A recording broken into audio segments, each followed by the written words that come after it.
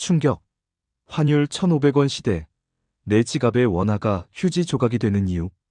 지금 대한민국 경제에 비상벨이 울리고 있습니다.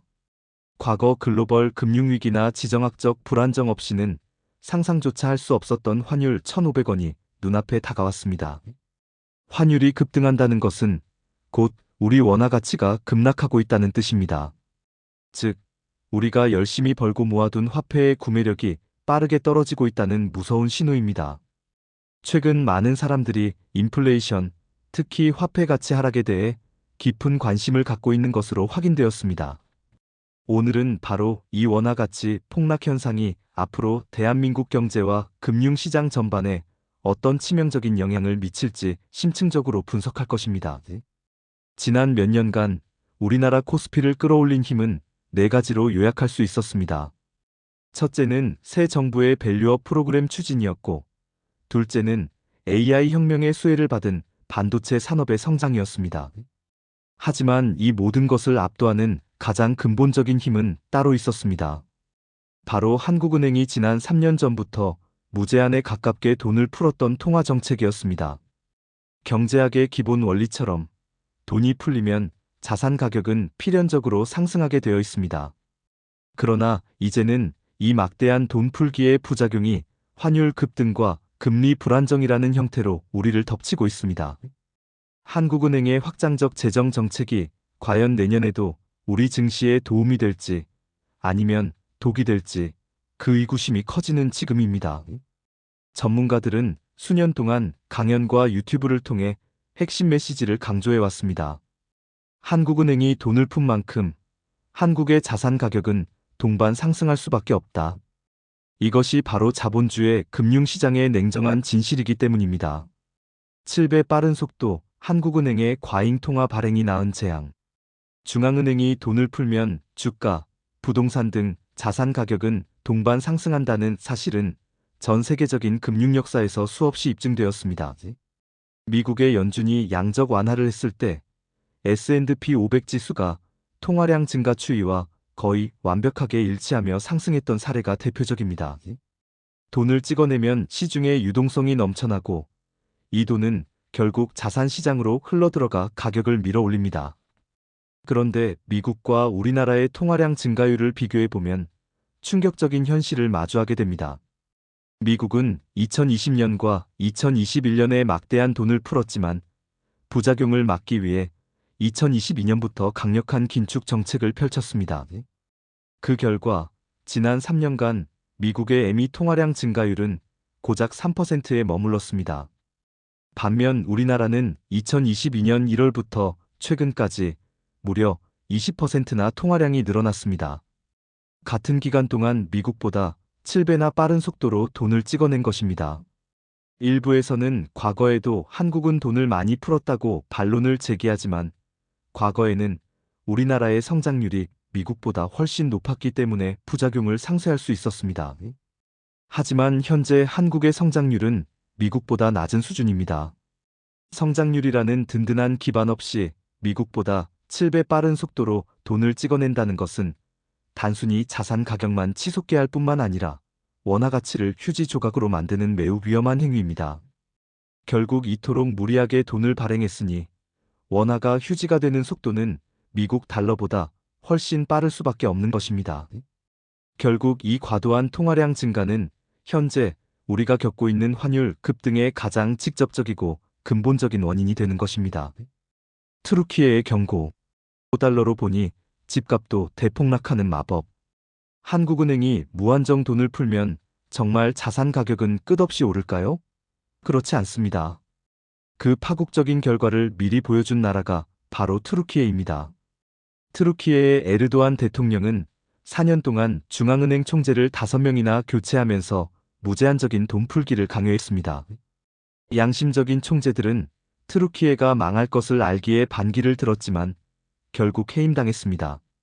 이렇게 무자비하게 돈을 풀자 어떤 일이 일어났을까요? 지난 10년 동안 트루키에의 집값은 무려 10배가 올랐습니다. 전 세계에서 집값이 가장 많이 오른 나라 1위가 된 것입니다. 하지만 이 상황에서 집을 샀던 사람들은 돈을 벌었을까요? 절대로 그렇지 않습니다. 같은 기간 동안 트루키에의 리라화 가치가 16분의 1 토막으로 폭락했기 때문입니다.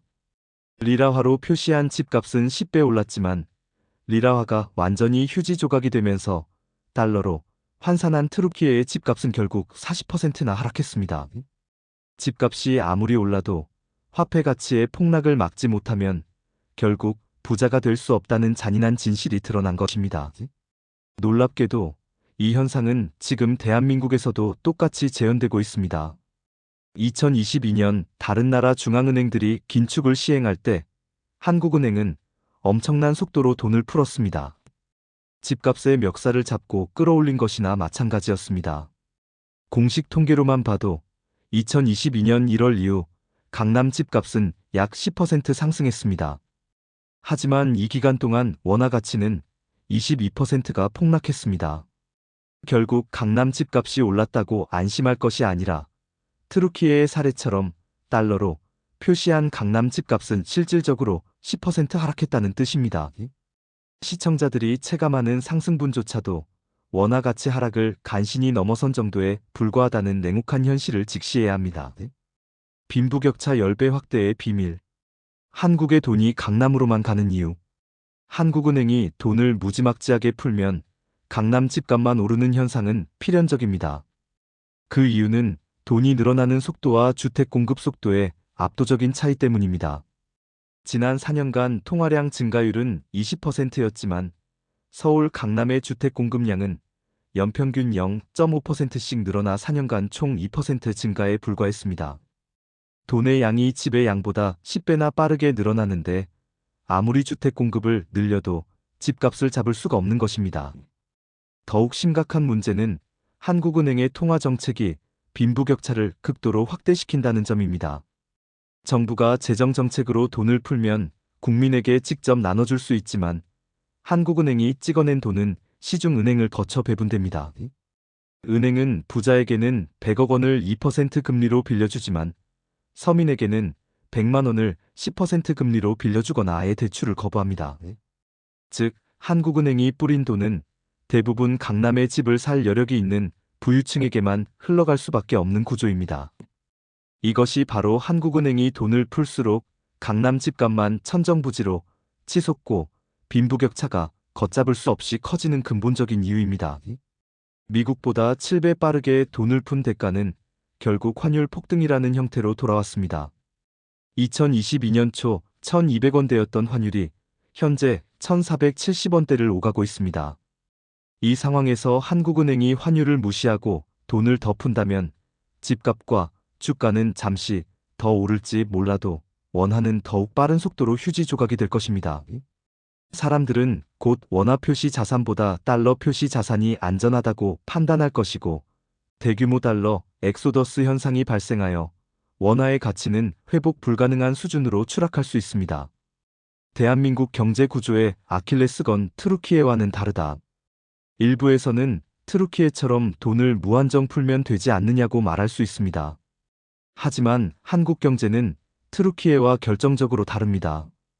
이 차이점을 간과한다면 우리 경제는 회복 불가능한 결단이 날 수 있습니다. 가장 큰 차이점은 한국이 글로벌 자본시장과 연결성이 매우 높다는 점입니다. 트루키에는 이미 글로벌 자본시장이 신뢰를 잃어 장벽이 높지만 대한민국은 금융시장의 대외 신뢰도를 절대 포기할 수 없습니다. 이 신뢰도가 무너지면 외국 자본이 대규모로 이탈하게 됩니다.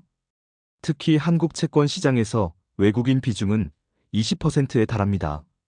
트루키에가 2에서 3%에 불과한 것과는 비교도 안 될 만큼 높은 수치입니다. 대외 신뢰도가 떨어지는 순간 외국 자본이 떠나면서 우리나라 금리가 폭등할 수 있는 약점을 안고 있습니다. 또한 트루키에는 80에서 90%의 하이퍼 인플레이션을 감수했지만 중간재 수입 비중이 높은 우리나라 산업구조상 환율이 급등하여 물가까지 폭등하는 것을 감내할 수 없습니다. 원자재 가격 상승은 기업의 생산 비용을 폭등시키고 이는 곧 국가 경쟁력 약화로 이어집니다. 결국 한국은 트루키에처럼 환율 급등을 그대로 방치할 수가 없는 구조입니다. 현재 기획재정부와 한국은행이 사수해야 할 환율 방어선은 1,500원입니다. 하지만 외환 보유액은 계속 소진되어 현재 4,280억 달러 수준입니다. 사람들이 앞자리에 민감하기 때문에 4천억 달러 밑으로 떨어지는 것은 심각한 위험 신호로 받아들여집니다. 사실상 우리가 가진 실질적인 외환 방어 여력은 280억 달러 약 40조 원밖에 남지 않은 것입니다. 이창용 총재가 이례적으로 환율 방어를 선언한 것은 역설적으로 이제 팔 수 있는 원화가 40조 원어치밖에 안 남았다. 그 후에는 방어할 수 없다는 절판 마케팅 효과를 외국인 투자자들에게 주고 있는 상황입니다.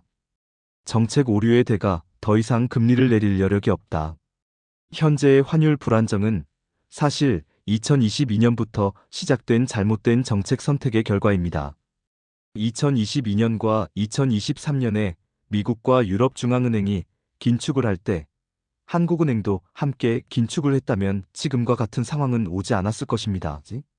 당시 고통스럽더라도 금리를 올렸다면 집값은 좀 떨어지고 경기는 위축되었을지라도 지금쯤 금리를 큰 폭으로 인하할 수 있는 정책적 여력이 남아 있었을 것입니다. 하지만 고통을 조금도 받지 않겠다는 통화정책을 고수하여 남들이 긴축할 때 어마어마하게 돈을 찍어냈고 그 결과 이제는 더 이상 금리를 인하할 여력이 남아있지 않습니다. 강남 집값 급등이라는 단맛을 누릴 만큼 누린 다음 이제 와서 환율 방어를 위해 금리를 올리겠다고 나서는 것은 전형적인 후진국형 통화 정책으로 비난받을 수밖에 없습니다. 남미나 일부 동남아시아 국가들이 흥청망청 돈을 쓰다가 환율 위기에 몰리면 통화 정책을 급전환하는 방식과 똑같기 때문입니다. 우리는 정책 여력을 완전히 소진하고 이제는 어쩔 수 없이 환율 방어를 해야 하는 다급한 상황에 몰렸습니다. 금리를 내리고 싶어도 환율 때문에 돈을 풀지 못하는 상황이 오면 경기 둔화는 피할 수 없습니다. 또한 자산 가격은 중앙은행이 돈을 푼 만큼 올라가는 성향이 있는데 이제 긴축이나 최소한 돈을 풀지 못하는 상황이 되면 자산 가격은 상승을 멈추거나 하락할 수 있습니다. 외국인 투자자 입장에서는 한국 자산 가격도 떨어지고 원화 가치도 동시에 떨어지겠네. 셀 코리아 해야겠다. 라고 판단하게 되는 최악의 시나리오가 현실화될 수 있습니다. 환율 위기 속 우리의 자산을 지키는 세 가지 생존 전략. 이러한 위기 상황에서 정부는 110조 원 규모의 적자 국채를 발행하려는 계획을 가지고 있습니다.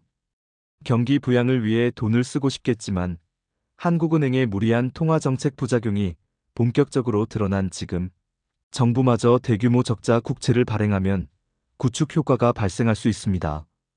정부가 돈을 왕창 빌리면 금리가 올라가거나 환율이 녹아내려 결국 민간 부분의 경제활동이 위축되는 악영향을 말합니다. 정부가 아무리 부양책을 써도 민간 부분이 위축되면 경제를 살리는데 별다른 도움이 되지 않습니다. 따라서 정부의 부양 의지와는 별개로 금융시장의 금리 및 환율 안정성을 최우선으로 고려한 정책 집행이 필수적입니다.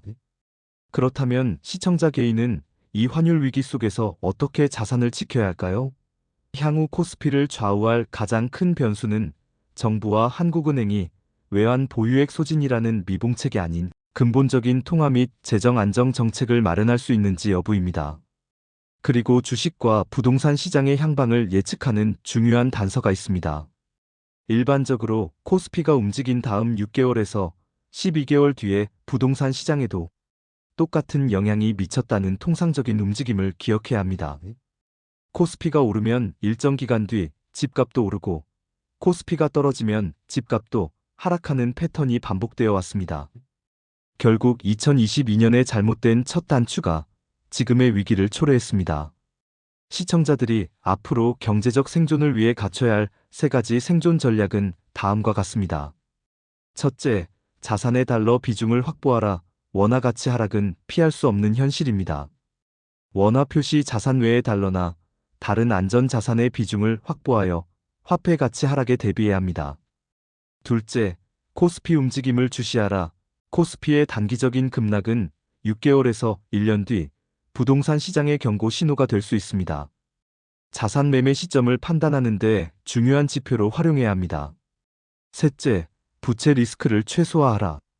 금리 인하 여력이 소진된 상황에서 환율 방어를 위해 불가피하게 금리가 오르거나 고금리가 장기화될 수 있습니다. 과도한 변동금리 부채는 가장 큰 위험 요소가 될 수 있으므로 리스크 관리에 집중해야 합니다. 부디 앞으로는 통화 정책과 재정 정책이 우리 경제의 진정으로 보탬이 되는 방향으로 전환되기를 바랍니다.